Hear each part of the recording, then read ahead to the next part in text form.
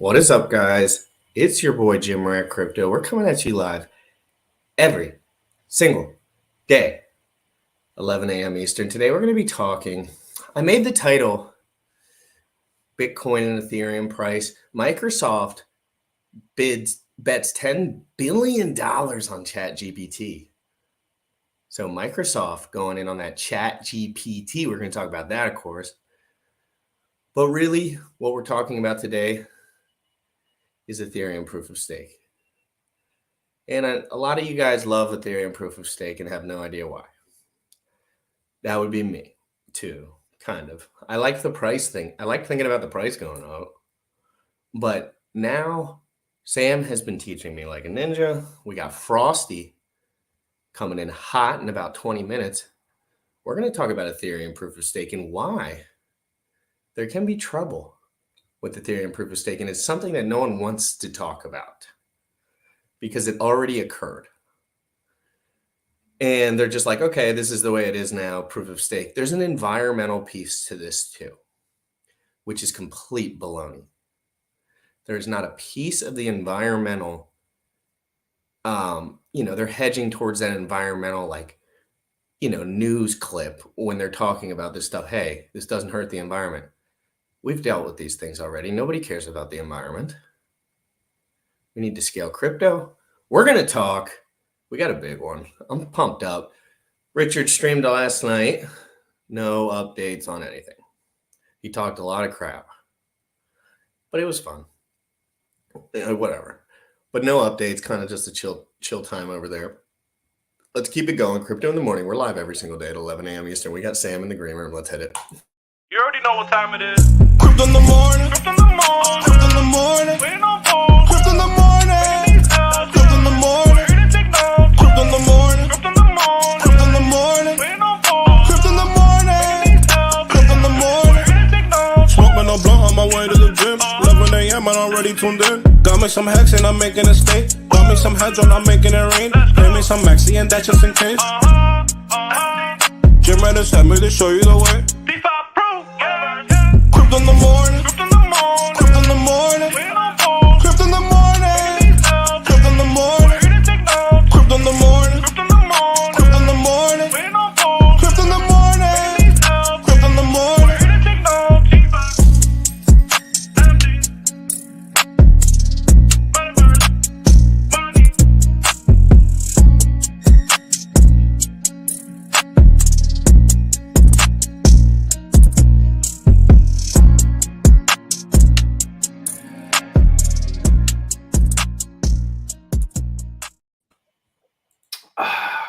I've been talking about proof of stake and proof of work a bunch over the last year and how it increases the concentration of capital and increases centralization. And we've got an episode coming out in about a week that gets into actually 2 episodes. That's how good it is. This video is excellent. Normally when I watch other people's videos, I might agree with some of the stuff, what they're saying.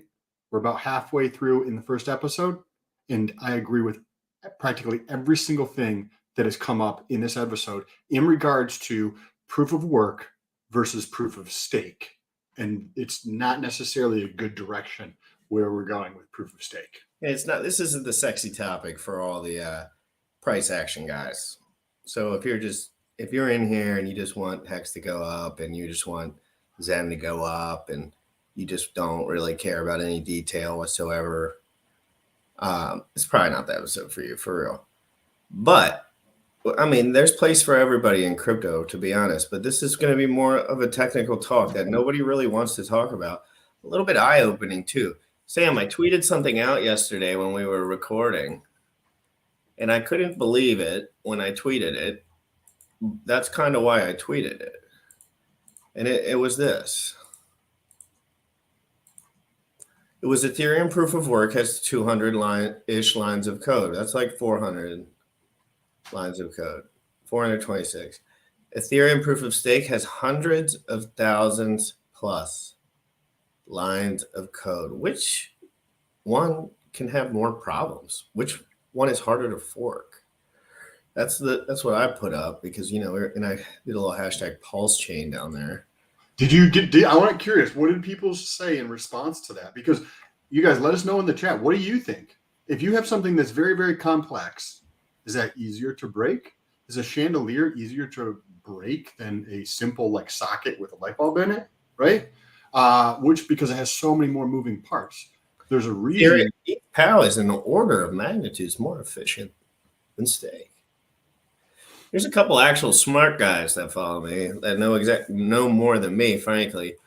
But these aren't. A lot of people probably just said, "Oh, whatever." I don't care whatever this tweet is. Who cares? But so nobody really has too much to say except for one man. Been saying that forever, and that's Mr. Frosty. And Frosty is a wealth of information. A wealth. I mean, my God. And you're leaving out the best part. Mr. Frosty should be back on the show as a special guest in a little bit. So make sure you stay tuned to that because he is Can you get your point out, Sam, in a clear way, like cause for me and everyone else, like what? Because they want to know, and we're beating around the bush a little bit. What are your concerns? What do you think is a problem here? And because I know you don't want Ethereum to become the monopoly that Verizon Wireless is, that Amazon is, because it's a crypto. Correct. Right? So talk about that. So when you think about power, like ultimate power corrupts, right? What do you think happens if you see people taking steps to increase power? Well, Ethereum with multiple different EIPs, I'm sure, but with specifically EIP 1559, decreased the benefit to miners and increased the benefit to ETH holders.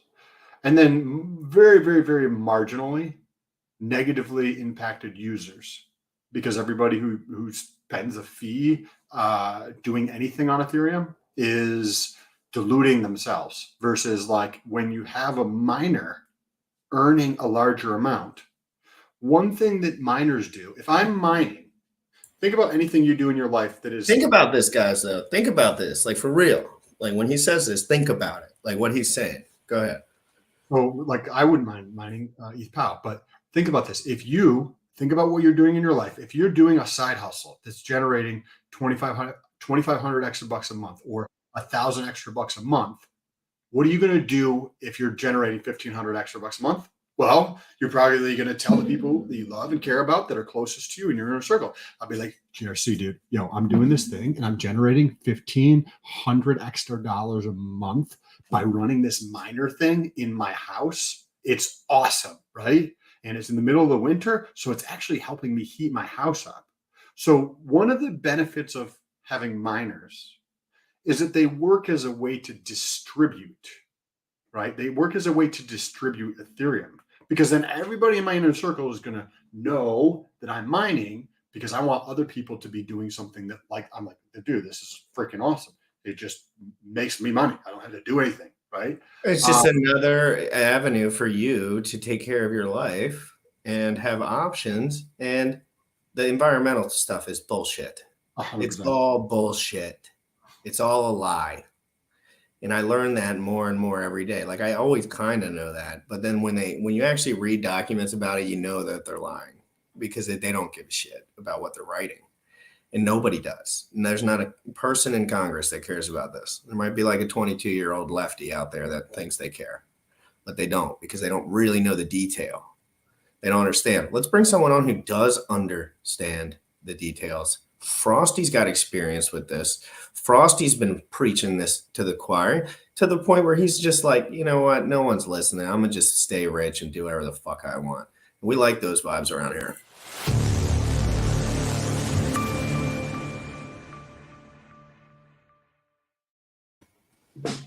There he is.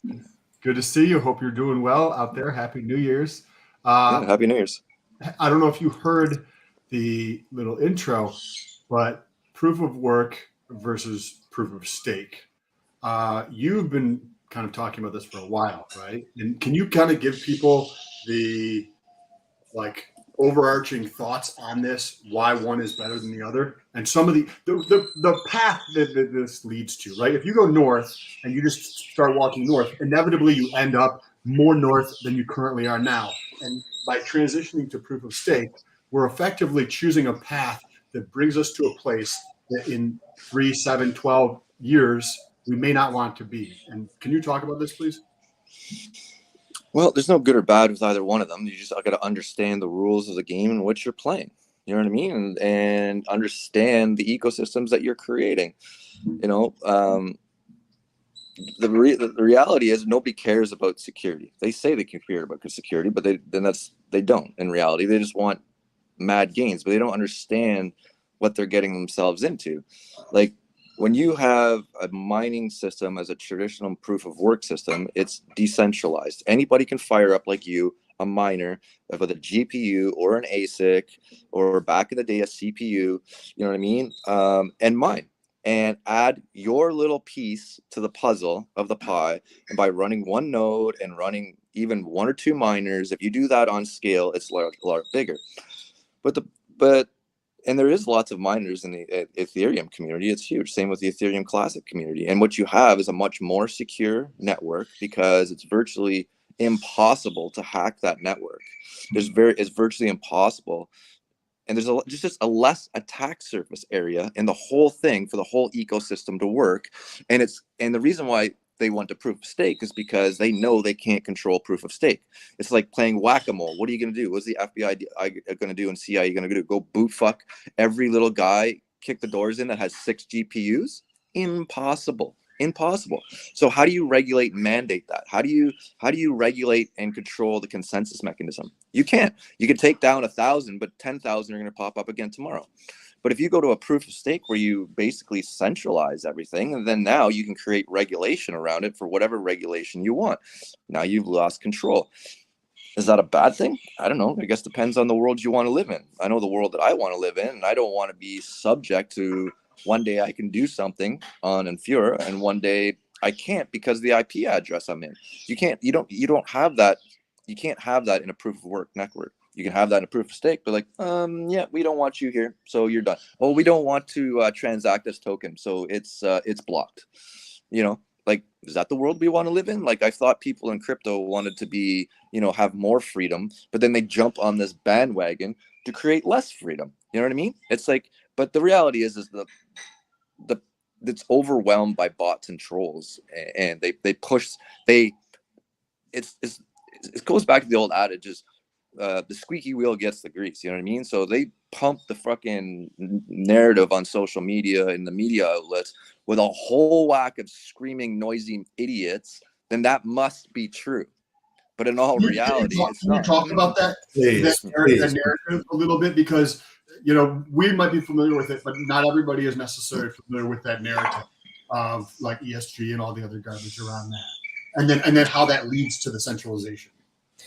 And before you go, guys, what do you think about the chat? You guys like this stuff? And what do you think about Ethereum proof of stake versus proof of work? I want to know. I know there's some big ballers in the chat, so let us know what you think. Go ahead. Honestly, I've been saying this for a long time. The smartest move, in my opinion, this is my opinion only, and I know nobody will agree with it, but in all reality, the smartest thing would be to do is just to fork fucking Hex and put it out on Ethereum Classic. It's an EVM chain. It's got a massive fucking mining network. It's way more secure and decentralized than the original freaking Ethereum chain. That's why they forked, because they didn't agree in the consensus mechanism. And the reality is most of the Geth code and everything else and all of that stuff that runs it was created by the Ethereum Classic developers. So you could literally just copy and paste that right on there and have cheaper fees, maximum security, and a huge community already backed around it, and just keep on rolling. You know what I mean? Because they have no plans ever to go into proof of stake. Why? So the whole reason, and everybody seems to think in their mind, Ethereum Classic is garbage. But in all reality, Ethereum Classic is ahead of its time. And why is Ethereum Classic ahead of its time? Because then the whole entire industry of Ethereum Classic is designed and ready, and the infrastructure ready to go for Internet of Things. Okay, so their whole platform and their whole future is based on the Internet of Things. So when you start having sensors in cars and traffic lights in your home, all these micro sensors that'll be everywhere in the world, they need to be secured and they need to run off a server. Well, it's a server that is designed to run the Internet of Things and keep that information secure. So let's say we have a bunch of government stuff that wants to have these very sensitive information. It needs to be 100% secure. That's never going to go to a proof of stake. Why? Because proof of stake is less secure. So the whole reason Ethereum Classic exists is to run the Internet of Things world. But in reality, the Internet of Things is not here yet. So nobody even realizes, like, oh my God, it's garbage. It's nothing. But actually deep dive and look at the code. Look at why Ethereum Classic exists. Its whole infrastructure is based around the Internet of Things. So when you want to have, when you say the Internet of Things, can you IoT devices, so small sensor devices that connect to your internet. So you can get all kinds of micro devices that go in your house to monitor your doors, your windows, your cameras, your fucking toaster oven, your fridge, whatever. If you can think of whatever you want to monitor, you can monitor it with an IoT device.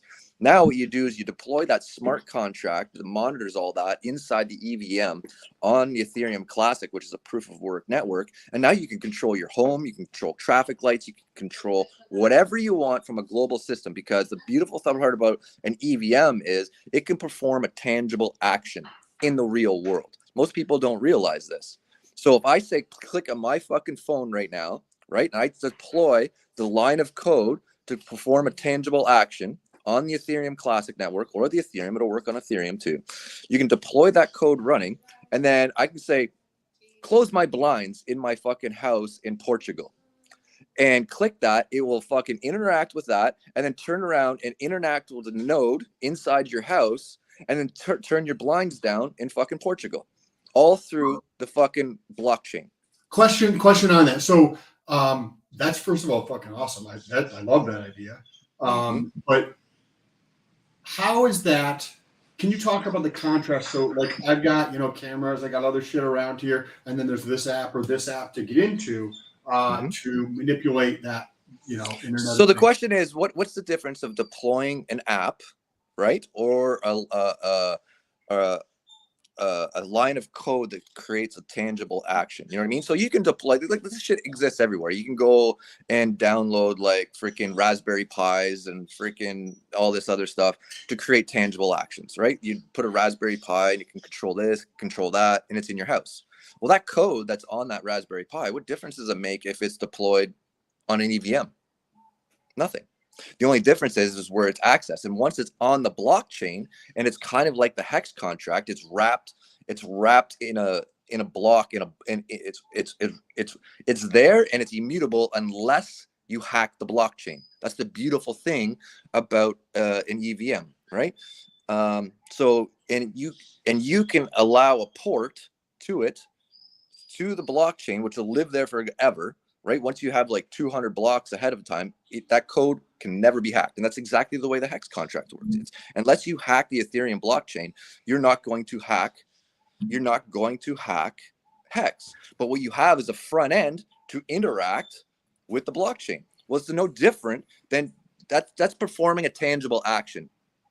Right? So the only thing is that tangible action is connected to a bunch of relays in the real world. Right? So what's the difference if you create a front end that interacts with the blockchain to make a tangible action to end a stake, or you make a front end to interact with the blockchain to close a relay, to turn your pump on, to turn your blinds down, or fucking turn a traffic light off, or fucking control a bunch of cameras, or literally do whatever the fuck you want. So Ash says, BS, you can do that with proof of stake as well. Yes, you can. But here's the thing. You can do it with proof of stake, but the security level is lower, right? Because now you have to go through somebody else's server, centralized server that has access and data scrubs all of that stuff, right? When you go through a proof of work, who's data scrubbing? Nobody. You know what I'm saying? Because it's not battle tested, right? And that's the difference. That's the difference. That's why Ethereum Classic will never go to proof of work or proof of stake, right? What about Ethereum POW for 1 second? Yeah, I'm not gonna lie, I have some action over there. Not crazy, but I played the little fiddle over there, and played my cards and sit some stuff over there, but I liked the backstop at the time. I said, I don't know too much about proof of work and proof of stake, but I like that they're both still here. And I wasn't super familiar with Classic because I was before my only concern with proof of work, like POW right now, is it doesn't have a large enough consensus mechanism. There isn't enough people supporting it. You know what I mean? So there is a. What do you mean by that? So what does it mean when you don't have? Isn't the consensus mechanism code, or what do you mean by saying it's not a large consensus mechanism? So there isn't enough people in my, like, it hasn't come to scale yet. So there isn't enough people running independent nodes, and there isn't enough people willing to point enough miners at it to secure it.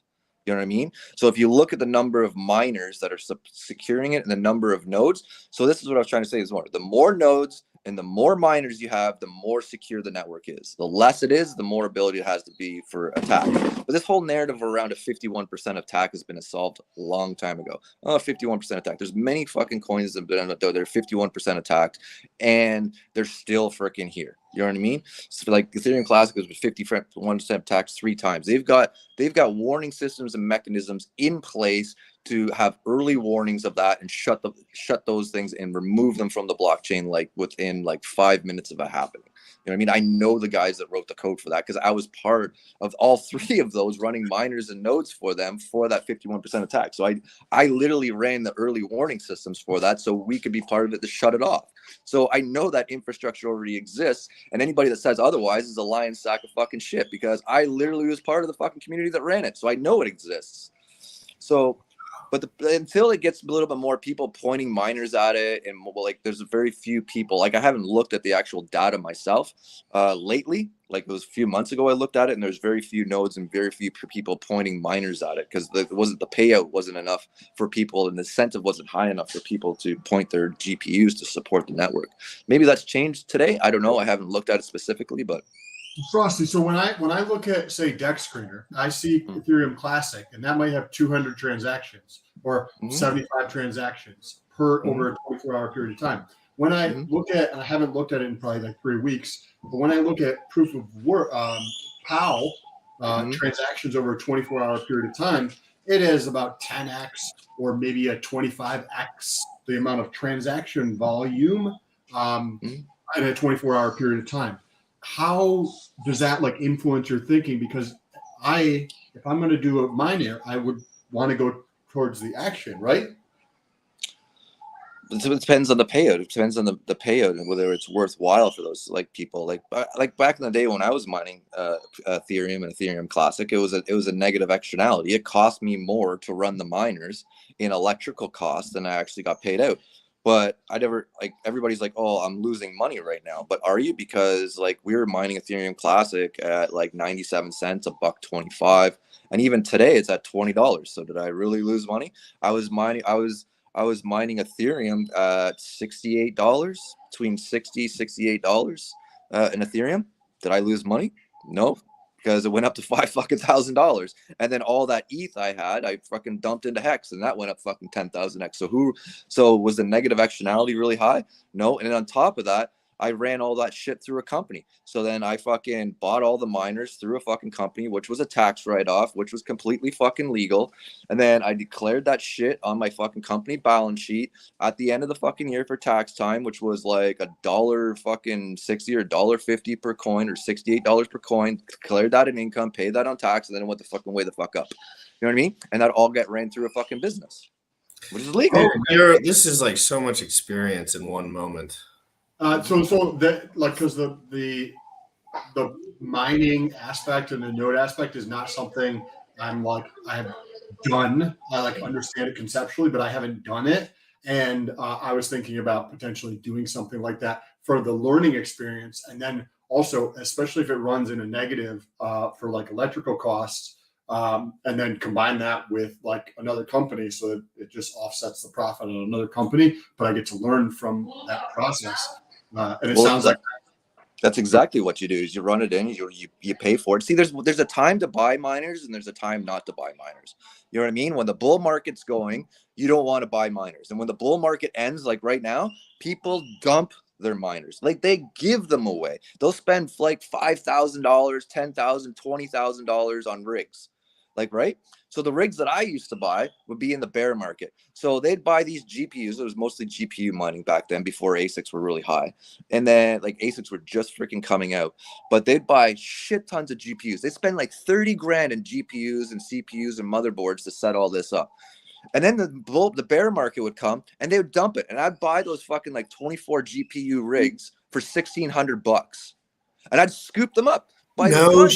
shit, dude. If you know the game, you know the game. Then I'd scoop up all these fucking miners, run them during the bear market, and run them and run them and run them and run them and run them and run them and keep. In wintertime, it's cold in Canada, so I'd run them in my greenhouse. I'd run them in my fucking shop. I'd run them in my office. I'd run them in my house. I put them in my buddies' fucking houses in their basement and gave them a cut.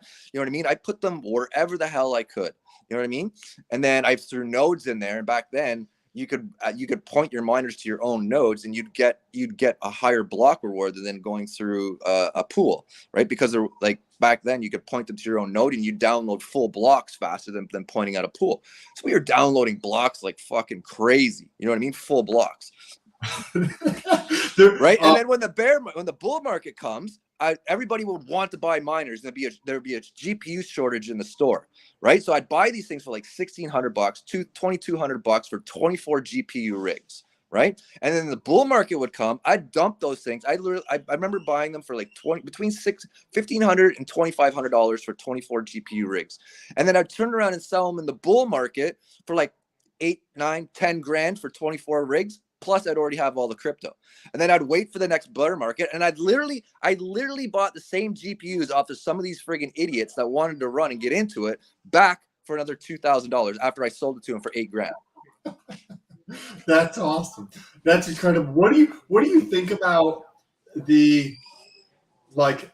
Because if you have something like a miner, there's so many other benefits to that, as you're alluding to, right? So I was talking to you before you came on. If I'm mining and I'm talking to you and GRC because we're friends or whatever, I'm gonna be like, hey guys, I'm doing mining and I'm making this much money and this is how it's all working, right? So then it incentivizes you guys, or at least makes you aware to be able to get into mining and or figure out another way. Mining is still a huge industry, and if you really want to get serious about it, after a couple of years of getting into it, we started to cut back on our GPU miners and went to FPGAs. And the reason why I liked FPGAs is because like an FPGA would get like 10 times the hash rate that a fucking ASIC miner would. But the problem with an ASIC miner is you buy this specific ASIC miner to run Bitcoin, Litecoin, fucking there's a specific algorithm in to run that.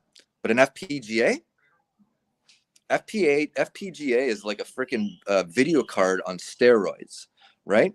It's like an ASIC on steroids, but you can reprogram the bitch to fucking run anything else. So if the freaking token drops, right, and let's say the hash rate drops on something else, you get your coders to come on, reprogram the FPGA for that new code, and you point your FPGA, and now you have the majority of the freaking hash rate, and you can scoop up all the blocks, and you just basically download. You can get your coders to write these FPGA codes, and then you just and you have the ones that you want to swap back and forth, or depending on the hash rate, because they fluctuate, right? Like you'll see and what you'll realize is the majority of the tokens is, and people will call me wrong and they'll call me out and tell them I'm full of shit, but in all reality, look at a fucking graph towards price and hash rate.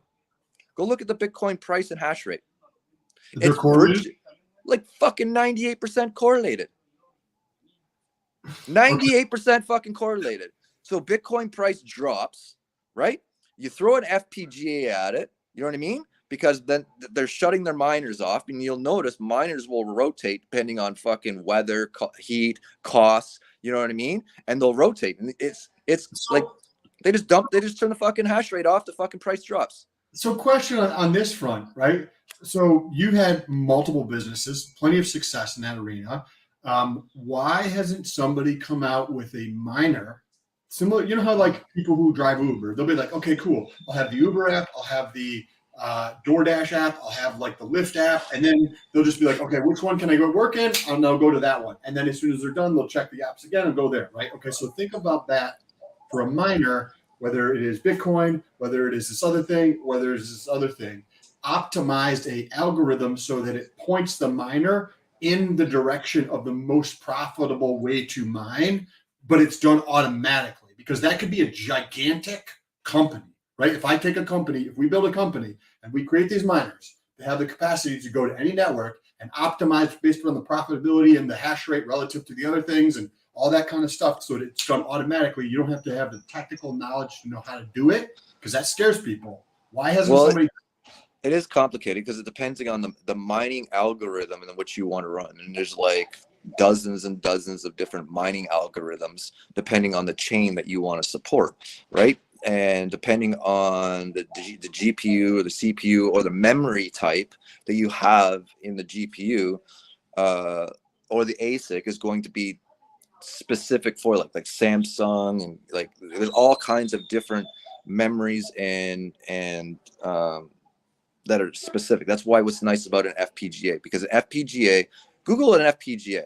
This is what a server runs on right now. So when you go to Amazon servers, they're all running FPGAs. You know what I mean? When you go to those large, massive server systems, they're all FPGAs, right? Why? They're programmable field arrays, right? And what they do is they can fucking change the program. So you have a chipset and a bus set all on that freaking board, and you can program them to do whatever the hell you want. The problem is they're expensive as fuck. But if you can line yourself up, if you really want to get into this, because this is not really for the amateur, this is for the advanced. Sam is taking it in appropriately. Trust me. You have armed the perfect man with this info. Yeah, a field programmable gate array is freaking the top of the line. But these are only for advanced guys. Like, you are not going to become new to mining and jump into this because it'll be complicated as fuck. But once you're in the fucking ecosystem for a while and you really want to step up your game, this is what you run. Because at that point, you can fucking run whatever algorithm you want, from Bitcoin to Ethereum to fucking Ethereum Classic to fucking Litecoin to Dogecoin. You can run whatever you want. So what type of effort, or like you said, it's complex, right? Because you have very complex. Because there's very few people. There's very few people in the world that know how to run a program of an FPGA. But you can find them. Think about that. The reward that we receive in business is based upon the complexity and the hardness of solving an issue, right? Guaranteed. Right. So if this is a complex thing, and the FPGA chip system thing that's built here can be done with an algorithm so that it changes in real time. So it's able to switch from network to network to network to optimize for cash flow or ROI. And then this could be packaged as in this type of thing. I mean, I just mean a systematic way where it's easy for a user to use. Well, they did that a long time ago, because there was a company that you could what was it called? There's a company out there that already did that with FPGAs, and basically what they do is they were coders, right? And they deployed them on the Bitcoin forum, the Bitcoin what the fuck was it called? Back in the day, you could go onto this Bitcoin forum, and there used to be one for the FPGA community, and you basically pay these guys a fee, and they'd supply all the programming for them, right? All the programming codes for them. It'd be like $1,000 a month. It'd be $12,000 a year. You pay these guys, and they look after all the programming and the new updates and changes the code depending that were coming out on the fucking software. Because back then they were upgrading the code in the blockchain industry like all the time, right? They were downloading new code, and then that would affect the miners. So you'd pay these guys like $12,000 a year, but it sounds expensive to the average person. But then you just basically go on there, download the freaking code, and then within about 35-40 minutes you freaking boot your miners, reboot the system, and point it to another freaking thing. And we'd jump back and forth between different ones depending on hash rate, and then take over and mine the most out of it, right? And then wait for the coin to go up, the hash rate to go up, dump the fucking coin and point it at something else that was low. And we just keep freaking doing that. And the great arbitrage was really between Ethereum and Ethereum Classic, because it was crazy back then. Like, the FPGAs were downloading, those FPGAs that we were downloading, each FPGA would download like 7 to 10 fucking coins per hour. Of Ethereum or of Classic? Ethereum? Both. Yeah. Holy Yeah. crap. Yeah. Well, An hour, man. An hour. 7 to 10 per hour. Is that what you said? Am I understanding? Mhm. Well, like Back then, like this is like fucking years ago before the hash rate got way the hell up there, and nobody knew what FPGAs was, and this was just before ASICs came out, right? So it was crazy. Like you just basically you could literally take over a mining pool. You could take with like 7 FPGAs, which was like I don't know, they were like $6,000 each back then, 5-6 grand each back then. You know what I mean? So for like 20-30K, you could literally take over the fucking network and be the majority of the hash rate. wow. Because in today's 30K, dude. well, I'm Easy fascinated. money. What return? I know you can't say it based on the hash rate, the network you're on, the thing. How do you think about it? Might be a better question. How do you think about the returns on it? Right now, it's probably not super profitable. During other times, so how do you think about mining? It is profitable. You just have to. I'm going to say this again. Everything is a function of time. You just have to wait. But everybody wants instant gratification. So let's say you're running miners today to heat your house. Well, you're paying heating oil, electricity, natural gas, propane, whatever the hell it is you're using to heat your home if you live in a cold climate. That's a negative externality on your pocketbook. Even if you get $200 back, well, $200 back is better than nothing, right? And that $200, and you just put it in the corner and you wait. But it's not $200, maybe $200 of token value today. How much? So it's like saying $200 worth of tokens of hex today. That doesn't seem like a lot, but $200 worth of tokens. $20,000 at the top of the bull run if they went to $1. If hex becomes $5, for argument's sake, how much is that $200 worth of hex worth at $5? Well, right? Did you make your hydro back? Do the math on that. I don't even know right now. What's $200 worth of hex? How many tokens? It comes out to be what it would be at $5 would be $125,000. So $200 of hex to $125,000. Because right now that would roughly be like 10,000, 12,000, something like that hex. So let's say you spent $30,000-$40,000 on the equipment, right? And you ran it. Okay, did you double your money? Sure you did. And you were able to play some games. You were able to cut your fucking income costs down. You were able to get something back. And if you set it up right, you can use it as a tax write-off as a loss. Yes. Okay. This is something I want to get into in 2023, even if it's just marginally, just so that I can learn, because this is fascinating stuff, especially now when the depths of a bear market. And it's all legal. It's all legal. You just need to learn to use the fucking rules of the game. If you own a company, right? Let's say you own a company. These are real world costs. What difference is it if you heat your home and you buy yourself a furnace, or you buy yourself a wood stove, or you buy yourself whatever it is, you're like a fucking whatever it is you want to heat your home with, right? Well, that's going to cost money in equipment, right? And then it's going to cost you money in some sort of energy style, whether it's natural gas, oil, electricity. There's an energy consumption there to pay for it. What's the difference? It's the same thing. You're going to spend money on equipment. You're going to spend money on the interest costs. But I can tell you right now, if you add up over 4 years of energy costs, 5 years of energy costs, do you have a potential of making money to get 100% of your energy costs back, plus sell the equipment when you're finished, plus make a 50 to 100% gain on your energy costs, which is a negative externality? No. Nobody's coming to giving you your money back for the natural gas you spent. Nobody's coming to give you the money back for the furnace you bought. Nobody's giving the money back. But this, you get the same thing, but you have the potential to get your returns back and make money at the same time. So what's the difference? On this front, so this is 100% selfish here, and I hope that this is valuable to people who are listening, because they might be in the same realm as this. So in this year, I was thinking about buying a warehouse. And this is for my business or whatever, but the warehouse, I could put it to such a way where there's enough space to do some mining in there as well as a separate business or entity or something. But well, hit me up. I know exactly how to design that, because we designed this a long time ago. We'd section off a room, we'd heat the living shit out of it, and then we distributed it through regular ducting work through my warehouse and my buildings for like my storage area for my electrical business. You know what I mean? And then we'd run duct work over to run the office section, right? It's literally like a furnace room, but the only difference between the furnace room and that and the utility room was that it was just packed full of miners. And we did the exact same thing with my greenhouses. So we had outdoor greenhouses with double layer inflated poly in Canada, minus 32, and we'd be able to maintain. Actually, it was too fucking hot. I'd had to freaking open vent gates and have a mixing air mixer at minus 30 because the miners produced too much heat to heat the greenhouse in Canada.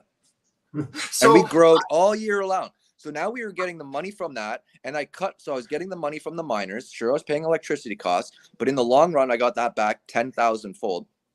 And I was having the ability to grow my own food in Canada, which again cut my negative externality, which allowed me to buy more crypto. Even if I saved myself money in food, because we were growing all that stuff, and fruits and vegetables and everything else are really expensive. If you want to live a healthy lifestyle and like to eat fresh vegetables, then build a freaking greenhouse. You can run it and heat it. And now that extra money that you're not spending on groceries, you're putting towards crypto, right? So there's two ways. You either have to increase your income or decrease your standard of living. But there's a way that you can do both and have best of both worlds and have maximized the profitability of making a return on that negative externality.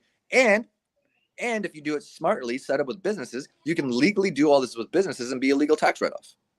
Right? Because if it's set up through a business, your hydro is a legal tax write-off. If you buy the equipment, it's a legal tax write-off. On the business side of things, because this is what I wanted to ask you about, because last time we chatted, we briefly talked about solar, right? Mm-hmm. And not in the sense of like the ESG argument, but from a business standpoint, right? So they just passed something which gives you now 30% tax credit. And then with part of the rules, you're able to effectively, if you're doing it for business purposes, write off the entire cost of the system as a write-off. So effectively, 30% is a tax credit, 70% is a write-off in year one. So you don't have to depreciate it over multiple years. And plus, you get the depreciation value of it over the next probably 6, 7, 8 years, 10 years. You have a depreciation.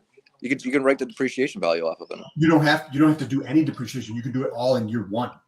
I'd do it over. I'd do the depreciation value over a longer period of time, because if you think you're losing dollar for dollar buying power, now it gives you more ability to play with that number depending on your profit margin. So let's say in your business, so you have let's say you don't want to do that all in a year, let's say year one or year two, and let's say your sales are you have a loss in that year.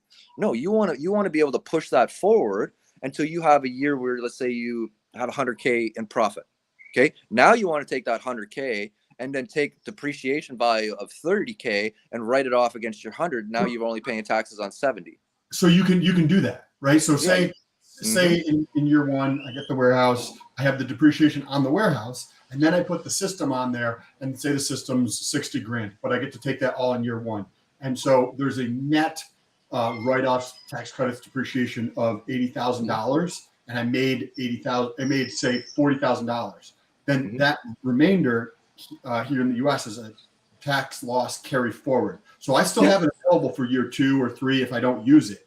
But every time like I'm not a tax accountant. I'm not a fucking advising you to do fucking shit. Okay, I'm just telling you from my experience in my fucking life. Okay, I'm not telling you what to do, because depending on where you live, the rules and tax laws are fucking different. So you're going to have to do your own fucking homework. You know what I mean? But these things do generally exist in most tax places. So you have to get off your lazy ass, and you're going to have to open a book and talk to some fucking professional people and create a fucking tax plan. You know what I mean? Don't take my advice. Do your own fucking homework. Okay. I'm not just for you. I'm just putting that out there. You know what I'm saying? This is great information. Listen to guys. But the reality is, there are regulations and stuff. So let's say you're like, again, we were using the hypothesis of $100,000. So you run your business, and chances are, if you're dumping the money into a new warehouse and all this infrastructure or whatever, you're going to carry that loss. There's no reason why you can't have a loss for the next 3 years if you're dumping that, maybe 4 years. You're running that business in a loss. So you're not going to want to put more of a loss onto that tax year. You want to push all that shit out as far as you can. So that, say, year 5, you're now gone from a loss to $100,000. Okay. So, okay, well, fuck, I've already got all these tax credits because I've put in, which are legally carried forward legally. I'm not telling you to do anything legally. This is legal shit that you can do. carry it freaking forward and say, now I got 100, I spent 30K in solar. I'm going to dump 30K on that fucking year 5, drop that down to 7. Now I got 70K I got to pay taxes on. Well, fuck that. I'm going to go fucking take 70K and I'm going to go buy a brand new fucking truck, or I'm going to go buy put an expansion on my fucking building, because a building is now an asset. I own that asset. It's legally taxed right off. And now I spend the 70K on a legal fucking asset that generates me more money in the future, right? It's tax planning, and now I don't pay any fucking taxes. I don't agree with pushing into the future. I want my losses today, because if I have multiple entities, so like this is going to be dependent on who you are, where you're located, like what Foster was just saying. So if you have multiple entities and maybe a holding company that's owning both of those entities as an investment company of some sort, and losses come in on one side, and profits come in on a different company, I'd rather have all those losses today that I can net against those profits from a different business or multiple other businesses to reduce. Hit me up offline.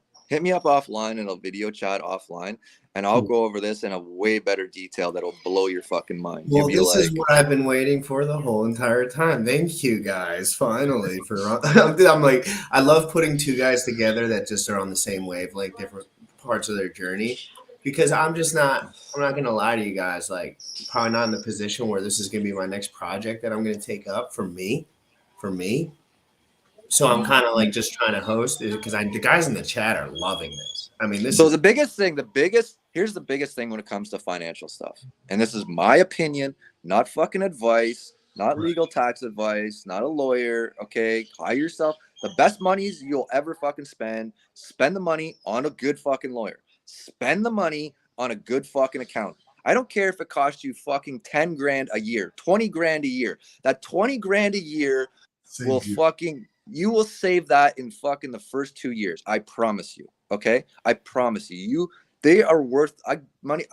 I got fucking lawyers all over the world. You know what I mean? Like, I got lawyers in Ecuador. I got lawyers in fucking Canada. I got lawyers in the US. I got lawyers in the fucking Caymans. I got lawyers in fucking El Salvador. If any motherfucker comes at me with anything for shit, here's my fucking team of lawyers. And they just go the fuck away. As you gain wealth in this world, I've noticed this. I grew up around a lot of people, and some of them were extremely wealthy and successful, some of them not. But like, I just had a couple people in my life that were, the minute you get successful, you're an immediate target. And this is not on the accounting and the taxes side. I'm talking more so on the lawyer side. But like, you become a target, and having a lawyer is your saving grace, because if you have to deal with this, if you're successful, this is critical for the day. This is not my problem. It's not my problem. Right. Yeah. You just don't want to think about this shit. I don't need to think about it. Why do I need to waste my time and energy on it? I pay these guys good money, solve the fucking problem. Right? You know what I mean? Solve it. I don't care. And you know what? Like, yeah. It's worth every weight in gold. But the reality is, this is legal. This has existed forever. Like, this is not something new. This is not something that I created. This is something I came up. This is old as fucking time as time as there is. Did you think this level of wealth would be accessible to you in your youth? Well, this is what I'm trying to explain. You don't get to that level of wealth because there's two steps. There's two stages. First of all, there's wealth creation and wealth preservation. And the strategies between the two are extremely different. You know what I mean? So in the wealth creation stage, you need to, so all of this goes down to paperwork. It's paperwork, and it's up to you. You have freedom of choice how you file your paperwork. So let's say you just go to work and you're a plumber. Okay. So you have a choice. You can either go, and in Canada, it was like a T4. I'm not sure what it is in the US, but you're an employee. Okay. W-2 is what's called. A W-2. So you can either go to work and file your all your paperwork as a W-2, or you can spend, now it's easier. You can probably open a business for like $1,000 online, and then turn around and go, now I'm a contractor, and you could work for the exact same company. This is literally what I was about to tell you, to give you guys something practical. If you work in the United States as a W-2 employee, pay attention to what Frosty's saying. I've made multiple videos on this. You, as a W-2 employee, can start a business and make more money, even if your business doesn't make any money. Go ahead. Exactly. Frosty. Instantly. Nothing's changed about your life. You're still working at the same job. You're working for the same employer, the same plumbing company, but now it's actually a benefit for you and your employer, right? Because now when you're an employer and you actually have an employees, you got a lot of people don't realize your company has to pay. You put into taxes, and your company has to match taxes to pay to the government. You're not paying all your freaking taxes. The company's got to pay a portion of your tax, so that's a liability on the company side, right? So instead of you getting your paycheck minus your fucking taxes, you work 40 hours a week at $25 an hour, you get fucking X minus your fucking taxes, and that's what you fucking take home. You just by changing the paperwork, by filing the paperwork, now you're a fucking tax write-off for your company, and now you don't get any taxes taken away. You get your full thing, and it's up to you to manage your own taxes. But now, if you've got to drive your truck that carries your tools, and any tools that you buy are now a legal tax write-off against that fucking income. You know what I mean? So now you end up taking more home, and nothing has changed about your life. Now you set up a room in your freaking house, right, or your garage, and you calculate the square footage of that room, right, as a percentage of your overall house square footage. Let's say it's 20%. You know what I mean? Then you take 20% of all your household fucking expenses, hydro, water, fucking any maintenance costs, depreciation value, and you can write 20% of that off because it's a legal fucking thing. Your car insurance, you can write down a logbook, keep track of what you use for work. You know what I mean? Calculate what the percentage of that is on an annual basis, write off the insurance, write off the gas, get off any fucking maintenance, whatever now. And you're not doing any of that now, right? All of that's a negative externality on your after-tax dollars. But now you're getting 100% of your income, and all of the stuff that you already have is now a tax write-off, which is lowering the amount of money. Which, so if you say whatever, you have that $100,000 a year, and accumulatively with all these taxes that you've now reduced that by 30, now you're only net paying tax on 70. Where before as a W-2, you were paying full tax on the 100,000. See the difference? Yes, real quick. Can I say one thing? Anyway, go ahead. I'll go on a tangent. Just cut me off. If I have to take notes on my computer for one more second, I'm going to freak out. Because I'm literally, I'm just typing at full mega load now. I need some AI action. I shouldn't be typing. What am I doing? Anyway, so real quick for everyone in here, let me pull this out. Just give me a second. Just give me a second. This is, if you're young, if you're in, I always say that because I talk to a bunch of guys that are young, but if you are not certain about your business future, if you're not certain about your trajectory at your employment, your place of employment, if you're scared, a little nervous, if you know you're going to make the jump at some point, I know a lot of you guys are like me. There was never a day I didn't know I was going to make the jump, but I just didn't know when. So watch this video 10 fucking times. Literally, because you know what I'm going to do after this? Watch this video again. And I have not rewatched a video that I have been in, that I have hosted in a long time. I've gotten a lot of me and Sam talking, trying to learn some stuff. And then Frosty's going to come in here and drop elbows. And Frosty had a tough year last year, made a recovery. We're all happy that he's back because he had a little problem with his health, and that happens. And thank God, Frosty, you're back because you're saving my ass right now by helping, and not just me, all these guys in the chat, they need this shit. And you can't get it from everyone. You just told us. I'm going to clip every single second of this stream. Go ahead, Sam. That's it for me. I just wanted to do that. Put this in very, very, very simple terms, because if you are listening to this and you're like, damn, that dude talks so fast, I think it's important, but I don't understand what the fuck he's saying. The simplest thing, and in Canada, what did you say this is called? A T something? A T, you're muted. A T4, I think it was, or something in Canada. So it's a W-2. You work for a company and you get. Sorry, Frosty. I muted you. If you were talking, I muted you. My bad. What is it called? A T4? T4, yeah. Okay. So T4 is the same thing as a W-2 or very similar to in Canada. If you're in this box here, if you're in this box here, this is how things work.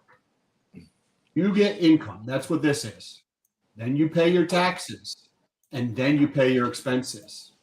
Make it super simple. You will start a company and or turn yourself into a contractor. You get income, you get expenses, then you get taxes, and you're like, Sam, the only difference is that the taxes and the expenses change. If you don't understand why that's important, here's some very good videos to watch. Go watch all the Rich Dad Poor Dad videos. This is nothing new. And then go watch Mike Maloney's freaking Hidden Secrets of Money. Right? There's 10 episodes of Hidden Secrets of Money. And I advise everybody to watch that 10 Hidden Secrets of Money 1,000 times. If you want to understand the way the banking system is laid out in a very basic form, watch Mike Maloney and look at it. You know what I mean? And read those books. Read freaking stuff from Rich Dad Poor Dad, and just watch the videos. Like, you don't even, like, if you're that lazy, you don't even read the book, you can download the audiobook, for Christ's sakes. You know what I mean? Listen to the audiobook. And they explain this exactly. Like, this is nothing new. I did not create this this is not me. This is just the way things are done. But the interesting thing, did I hear one of you guys were in construction? Okay, then you guys need to hit me up offline, because I built cell phone towers from scratch for 2.5 years. Okay, well, let's talk about that, because I got some fucking massive things I'm working on in construction, and I'm looking to import stuff from the US to a couple different countries, because I've got some very good opportunities in construction. Bro, we'll talk about that I later. just want to work. I want to do something that matters so badly. And it's, me, I'm not the most money motivated in the world. I love that stuff you talk about. You're like, I want to do this because it matters. And that's the stuff that really gets to me. Talking about centralization, I remember when you were bringing up all these nodes that you were going to, and I was like, was just too early for me to really get there with that talk. And now I totally see what you were doing. You were trying to bring transparency back to a crypto is meant to be transparent. Ledger. That's what it was meant to be. You know what I mean? And let's put it this way: if we would have launched faster than the internet, network, if you look at the internet numbers and you look at the crypto numbers, the crypto is scaling double the pace that the internet is scaling. Oh, for sure. And that's so I always say on the show, the crypto is just as impactful, if not more, than the internet. And that's why I'm here right now.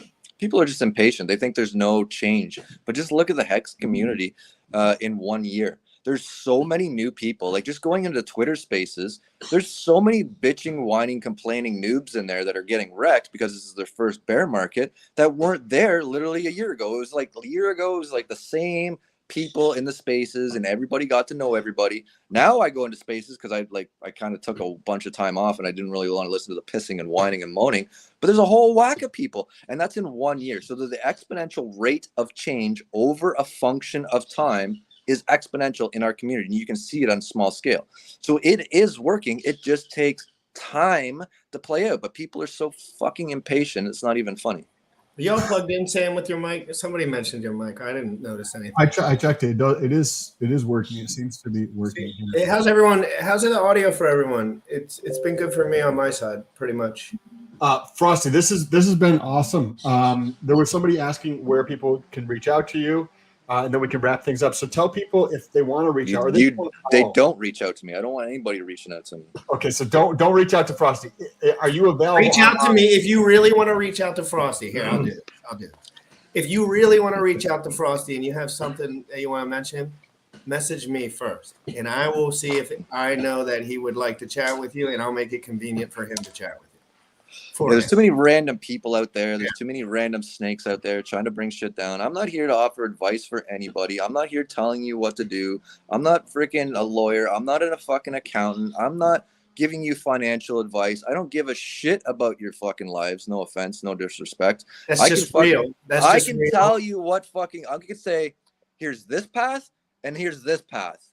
I advise you to fucking go down that path, but that path's going to take some work. Okay, nobody's going to do all this stuff for you for free. I'm not going to do this stuff for you for free. You want this stuff, then I'll open a company and you can fucking pay me. Okay, but you guys got to get off your lazy ass, pick up a fucking book, and you got to fucking read it. I can say, go watch this video. It's up to you to watch it. I can say to you, go read this fucking book. It's up to you to do it. I can say, go talk to a fucking lawyer in your area, but it's up to you to do it. Don't come to me for nothing. I'm not fucking telling you to do anything. And I honestly, no offense to most of you people, I don't give a shit about your fucking lives. So don't waste your time telling me because you're too fucking lazy. I'm telling you the path on this stream right now to go and look at it. If you're too fucking lazy to do it, that's not my problem. I'm sorry if that's harsh, but incredible. I don't want to be That's harsh, exactly but how me and Sam feel, and nobody's of, you just were honest rather than just saying what most people would say. You would be like, of course, yeah, blah, blah, blah. Never talk to anyone. You're just going to be really honest with everyone right now while we have this opportunity. And the same goes for me and Sam, guys. Yeah, there's a couple of you I chat with, and I know that have honest intentions. And of course, I'd love to have a chat. But for the majority of people that hit me up, I don't have enough hours in the day to even deal with any of it, to be honest. And I don't. And I hope everyone doesn't die, of course, but like, I don't care. I have to fight for my shit. I'm fighting right now. I'm fighting. Every day is a fight for me. The thing is, if you can't help yourself, you can't help somebody else. You know what I mean? And you're right. You get on these freaking lines and you open up your DMs and you get 1,000 lazy people that just want the answer and don't want to do any work. They want you to tell them what to fucking do, and they don't want to put any effort into it. Well, guess what? You got the wrong freaking person. You know what I mean? I can tell you and lead you down the path of knowledge. Knowledge is power, power is money, and knowledge is free if you're willing to obtain it. So, for example, I learned how to liquidity provide from scratch, and I'm not a pro, but I know how to do it all the way through. And I know what happens when other things happen on the end of that. So now on occasion, I've had like 6 or 7 guys over the last 6 months. They hit me up and they ask, hey, can I have some of your time? Sometimes they, depending on who it is, sometimes they're real young. Sometimes they're a little older in a better position. And I have now exchanged my brain, which I just sit here. I know how to make passive income by liquidity providing now. And I also, people hit me up and ask, how do I store my money in liquidity pools and earn yield? And it's like, oh, it only took me 6 months of studying, doing it myself. No big deal. I did it on ETH-POW. All of it on ETH-POW for free. For free. I learned how to liquidity POW on liquidity provide V3 on Ethereum POW for free. And I was like, oh, sweet. I finally had an opportunity because I wasn't paying $14 187 times. I need to do things a million times to get it right. So on ETH-POW, it was free. The transactions were free, and I had all that text forked over. So I kind of learned some stuff over there. So what you're saying is you need to work hard and stop being pussies. The reality is they need to get what people really need to understand is what value means. People don't understand value. Yes. Right? So if you're looking for dollars. Oh, I'm going to get up in the morning and I'm searching for dollars. You're already asking the wrong question. Okay? The last thing you should be thinking about is money. The first question in your mind should be value. And majority stuff is value in tangible things. Fucking Jim Rat has a beer. I want a beer. That's tangible. I want to build a house. Jim Rat knows how to build a house. Jim Rat fucking knows how to build a tower. Those are tangible things. The byproduct of you doing those things and supplying value to a large number of people, the byproduct of that value is money. So if you're trying to find money, the very first question you should be asking, what value do you bring to the table for people? People are the common denominator. Money is a byproduct of people, and people spend money on things they want and of value to them. So the more people that you can supply value to on a day-to-day basis, the more money you will get. So the question is, what are you doing in your lazy sack of shit life, living in your mom's basement in your fucking tidy whities, fucking supplying value? If you're supplying no value, then you obviously have no money. The more value you can supply, the more money you can get, which generally translates to what problems can you solve for more people. The more ability that you can solve problems for other people is generally the higher value of return. Beautifully put. That is a very. I gotta close the show. We gotta end somewhere. There's too many clips that I have to do now. Cool. I gotta do 10 clips. Thank God for AI technology, because I won't be putting a damn title on any of them things. They'll do it for me. So I learned that yesterday from Sam. Now I can download this video onto a certain platform. It generates all the titles and everything and the background for me just by the words that are spoken. It analyzes the words that are spoken in the AI, and then it labels everything and cuts it out appropriately. And that's value. That literally what I was about to say. To tie this back to exactly what Frosty was saying, why did I share that with GRC? Because I understood that he's trying to accomplish something. He needs something to do this thing. So I have that information here. Hey, bro, you can use this tool. I already pay for it. You can use the tool that I'm paying for to solve your problem.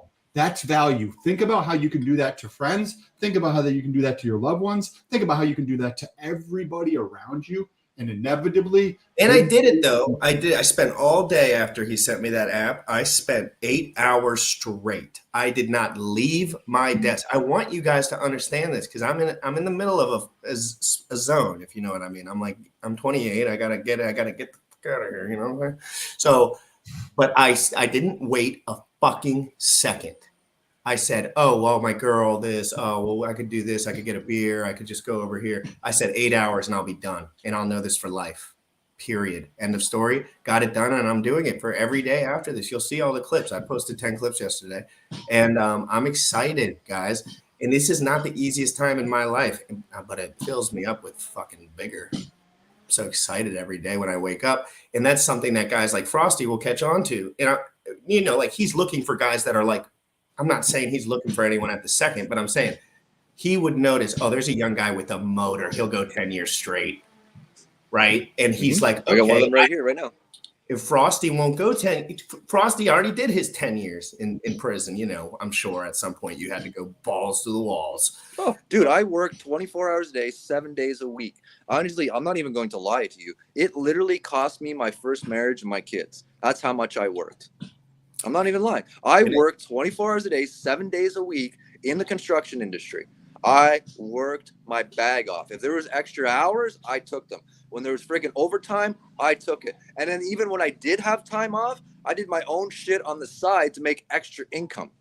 You know what I mean? I was busting my ass on side jobs in construction when I was freaking younger to do wire houses on the fucking side to make extra income. I worked nonstop for probably 15 years. And I was married for 13. And I worked so much that it basically cost me my freaking marriage because we grew apart. And I had how my many kids people with have them. called you lucky in your journey?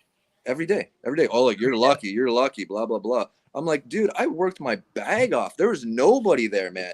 Like, I remember doing construction projects. So I'll give you an example. I know you don't want to cut the stream off, but there was a project that the whole construction crew was under. They have deadlines in construction, and if you don't meet your deadlines, there's generally penalties, right?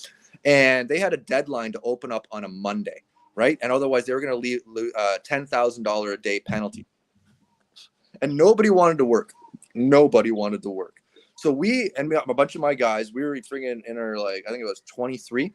We stayed 3 days, Friday night, Friday day, Friday night, Saturday day, Saturday night, fucking Sunday day, Sunday fucking night, worked 24 hours. We crashed on the fucking floor.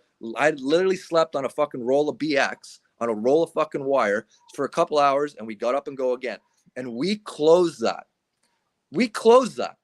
The owner that was so fucking happy that we went that extra mile, he all gave us a $10,000 bonus for working that, plus our freaking wage. And then he brought us all cases of beer. He showed up with cases of beer, right? Cases of freaking Corona, and all gave us a $10,000 fucking check. Yes. But that's where, because you're exchanging value to the dude. He's going to be, so there's an added cost of $10,000 a day to not finish the project that could escalate in the future or cause other issues in the future. And you're like, let's get this fucking shit done. And you get rewarded for that. Not every single time, but on average you do. If you do that. But we were happy to do it without knowing we were getting $10,000. We were just like, you know what, man? We got your back. We're going to fucking make this happen for you. And you know what? Even to this fucking day, this fucking day, I could fucking call that guy on the phone. And if I needed a job, he's like, whatever you need, man. Whatever you need, because that's how you develop respect for other people, because you have to be willing to give and expect nothing in return. If you give to other people and expect nothing in return, you'll be surprised at the amount of people that you'll gain respect for and the people that will have your back. You know what I mean? That is important. Anyone knows the transition. Somebody in here just said, Edwin, I helped launch the first 4G network. You probably built those towers, bro. That's exactly what I was doing the entire time I was working.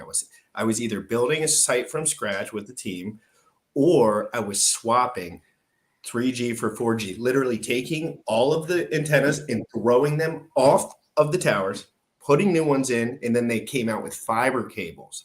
So there used to be these big fat coax cables. You had to cut them, you had to grind them, you had to flatten them out, and you had to get this big old machine and shoot the tip on it, and then you had to pull this 100,000-pound thing up the tower with all your buddies in some line, hook it up to the machine, and then the next year they tell you to dump it all off the thing. Dump everything. Dump it, 4G fiber cable, all done. So they waste more money in that industry than you'd ever imagine, but that industry is wild, man. And I got about 20 or 30 guys that still work in that industry, that 2 or 3 of them being elite level.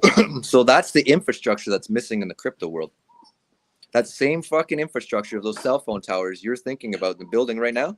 The reason why, so if you think of those cell phone towers as your freaking communication level and your phone as a node to communicate with it, why doesn't the industry work the way it does work, the convenience factor it has? Because nobody's laid down the cell phone towers. The people that lay down the cell phone towers in this next industry, in the fucking digital world, are going to be the Teleses of the future. And that's what I keep telling people with the node network. Dude, right now, there's shit no down. value in running an individual node. Okay? But you tell me how much you can get paid if you run 10,000 nodes. How much is that network worth? A lot. I wanted to mention this to you. I don't know the name. A ton.